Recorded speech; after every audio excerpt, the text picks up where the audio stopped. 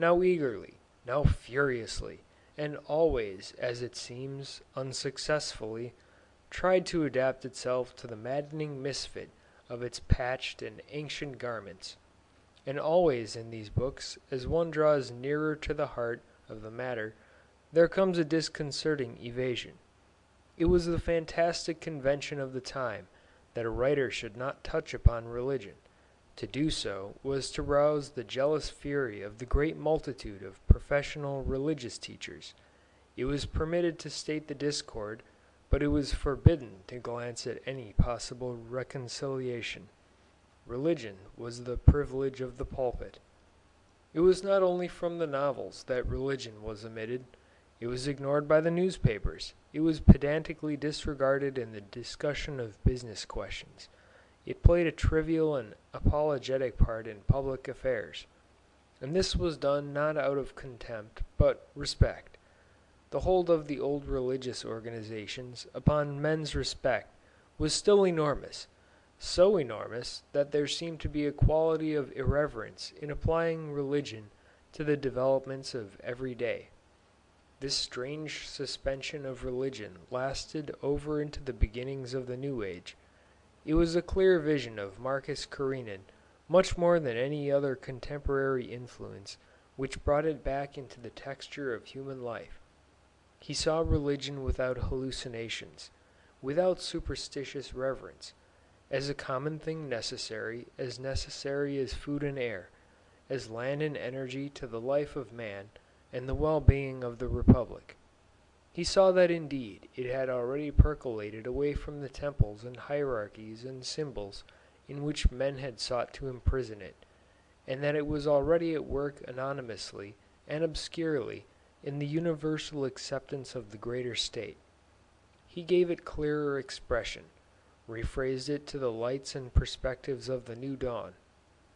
But if we return to our novels for our evidence of the spirit of the times, it becomes evident as one reads them in their chronological order, so far as that is now ascertainable, that as one comes to the latter 19th and the earlier 20th century, the writers are much more acutely aware of secular change than their predecessors were. The earlier novelists tried to show life as it is. The latter showed life as it changes. More and more of their characters are engaged in adaptation to change or suffering from the effects of world changes.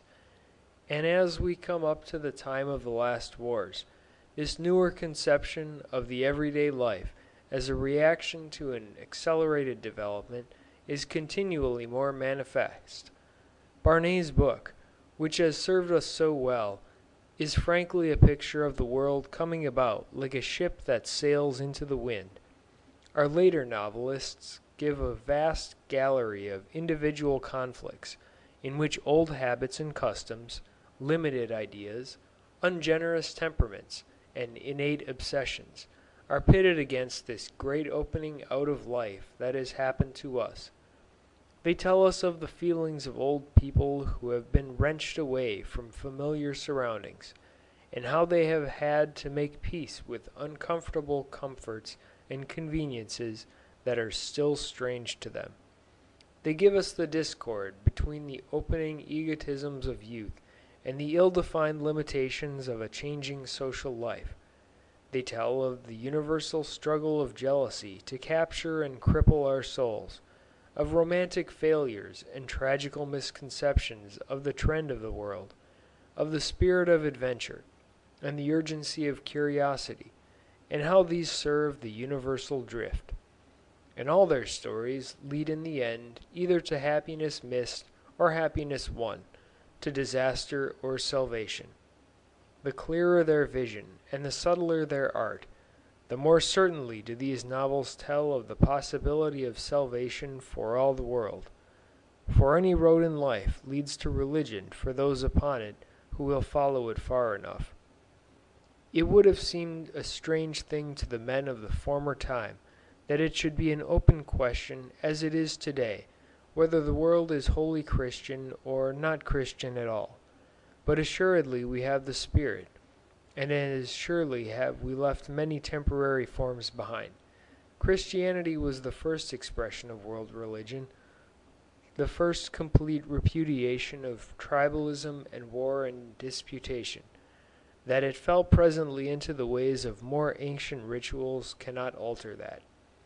The common sense of mankind has toiled through 2,000 years of chastening experience to find at last how sound a meaning attaches to the familiar phrases of the Christian faith. The scientific thinker, as he widens out to the moral problems of the collective life, comes inevitably upon the words of Christ, and as inevitably does the Christian, as his thought grows clearer, arrive at the world republic. As for the claims of the sex, as for the use of a name and successions, we live in a time that has shaken itself free from such claims and consistencies. End of chapter 4